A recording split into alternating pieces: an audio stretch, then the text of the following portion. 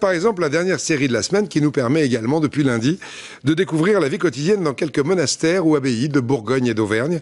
On continue aujourd'hui avec les bénédictines de l'abbaye Saint-Vincent à Chantelle dans l'Allier. Marie Bolinchès, Patrick Delanne. Chaque matin dans la petite abbaye bourbonnaise, le rituel est immuable.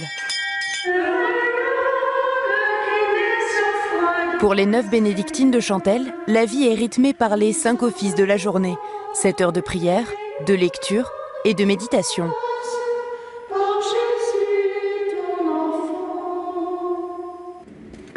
Après l'office, sœur Pascale devient la gérante d'une petite entreprise. Depuis 1954, les bénédictines de Chantelle fabriquent, conditionnent et commercialisent leurs propres cosmétiques. Il y a 10 ans, elles se sont même associées à d'autres congrégations pour développer leur site internet.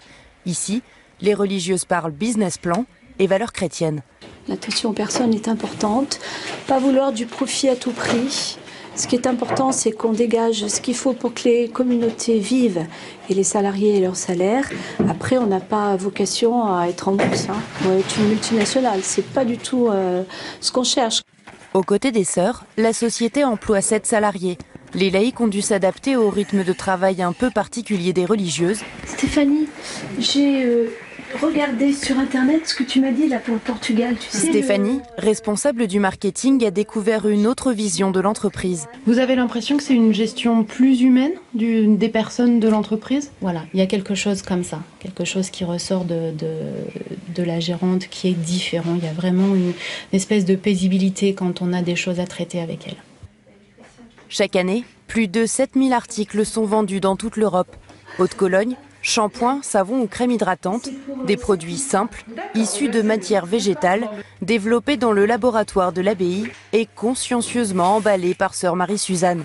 À 91 ans, la doyenne de la communauté travaille encore 5 heures par jour. Ça équilibre ma vie. C'est une vie de prière et de lecture et en même temps ça me fait du bien de travailler un peu manuellement. Fondé il y a plus de 1000 ans, le prieuré de Chantelle est occupé par les bénédictines depuis le 19e siècle. Avec son église romane et son cloître du 15e, le lieu est propice à la méditation. Nous avons beaucoup de chance de vivre dans un cadre à la fois plein de calme, de silence et de beauté. Ici, tout est beau et on ne se lasse jamais. À n'importe quel point, n'importe quel endroit où on se trouve, tout est beau.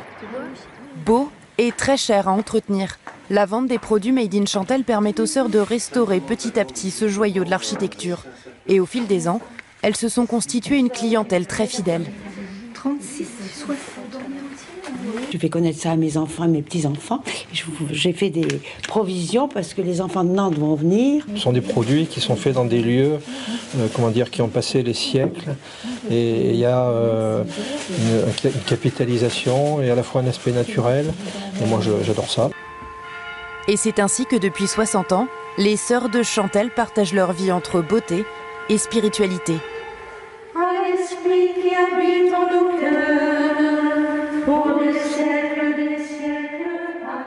Et merci aux sœurs d'avoir accueilli si gentiment notre équipe. Demain, on continue à l'abbaye de la Chaise-Dieu, au cœur de l'Auvergne. Et puis, l'une des sœurs évoquait la bourse tout à l'heure.